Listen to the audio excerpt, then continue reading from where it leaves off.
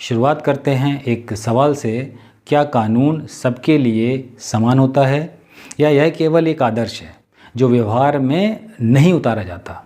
चलिए इस पर गहराई से चर्चा करते हैं, समझते हैं। अनुच्छेद 14 क्या कहता है?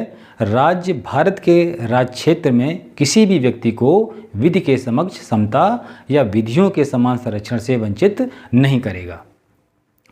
इसका सीधा सा अर्थ है हर व्यक्ति को कानून के सामने बराबरी का हक मिलेगा।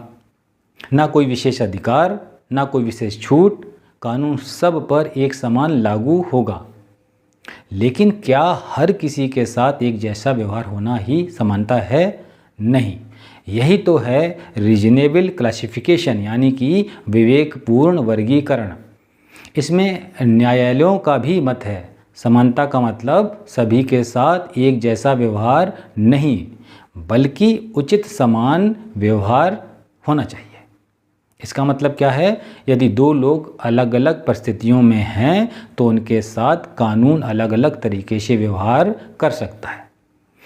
बस शर्त यह है कि वह भेदभाव तर्कसंगत हो और संविधान सम्मत होना चाहिए। सुप्रीम कोर्ट का ऐतिहासिक निर्णय आया था, state of West Bengal versus Anwar Ali Sarkar 1952। यह पहला बड़ा केस था जिसमें विवेकपूर्ण वर्गीकरण की व्याख्या की गई थी। उदाहरण से समझते हैं। अनुसूचित जाति जनजाति के लिए आरक्षण ये कोई भेदभाव नहीं, बल्कि ऐतिहासिक अन्याय की भरपाई है। यह एक विवेकपूर्ण वर्गीकरण है। महिलाओं को विशेष कानूनों के तहत सुरक्षा देना यह असमानता नहीं, बल्कि सामाजिक न्याय की दिशा में एक कदम है। साथियों, आर्टिकल 14 के दो प्रमुख आयाम हैं। पहला, इक्वलिटी बिफोर लॉ, कानून के समक्ष समानता। दूसरा, इक्वल प्रोटेक्शन ऑफ लॉ, कानूनों का समान संरक्षण। दोनों का मूल उद्देश्य किसी भी प्रकार के पक्षपात को रोकना।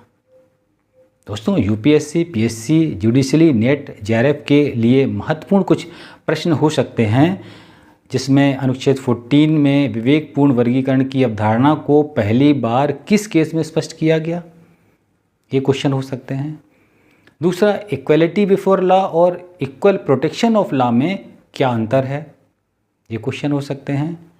तीसरा, यूपीएससी मेंस के लिए भी हो सकता है, discussion the doctrine of reasonable classification under the article 14 with the help of landmark judicial pronouncements.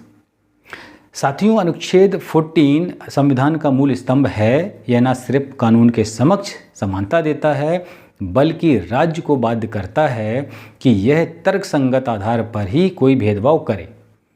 यह सामाजिक न्याय, लोकतंत्र और विधिक शासन के लिए अनिवार्य है। साथियों, उम्मीद है आपको आज का एपिसोड भी पसंद आया होगा।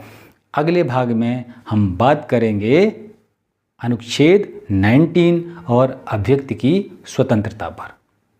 अगर ये वीडियो पसंद आया हो तो लाइक करें, सब्सक्राइब करें और कमेंट में बताएं कि आपको कौन सा विषय चाहिए।